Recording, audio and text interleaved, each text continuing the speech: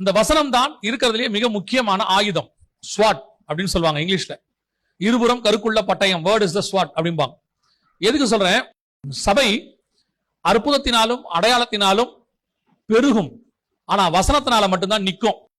அற்புதத்துக்கு வரவங்க, அடையாளத்துக்கு வரவங்க திரும்பி போக வாய்ப்பு இருக்கு. 10 பேர்ல 9 பேர் திரும்பி போயிட்டான் அற்புதம் வாங்கினவன். ஆனா ஒருத்தன் தான் நின்னான். ஆனா வசனத்துக்கு வந்தவங்க பாருங்க, கிட்டத்தட்ட 12 அப்போஸ்தலர்கள் அப்படியே நின்னாங்க. நாங்கள் வேற யார் இடத்துல போவோம்? உம்மிடத்துல என்ன இருக்குது? நித்திய ஜீவ வசனம் இருக்கிறது. அப்ப அற்புத அடையாளத்துக்கு வந்தவங்கள 10ல 1 நின்னுச்சு. வசனத்துக்கு வந்தவங்கள 12ல 1 தான் போச்சு, 11 நின்னுச்சு. இந்த வசனம் தான் கர்த்தருக்குள்ள நிலை நிற்க பண்ணும்.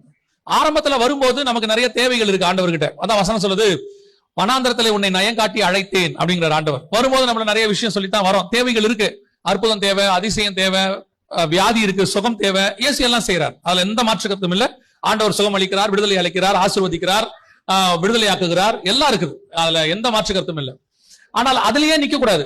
அதோட அடுத்த ஸ்டேஜ் என்னன்னு கேட்டீங்கன்னா, நம்முடைய அஸ்திவாரம் வசனத்தின் மேல் போடப்பட வேண்டும். ஆவிக்குரிய வாழ்க்கை வசனத்தை அடிப்படையாய் கொண்டதாக இருக்கணும். இந்த வசனம் தான் உங்களை பல நேரங்களிலே வளர்ச்சி அடைய பண்ணும்.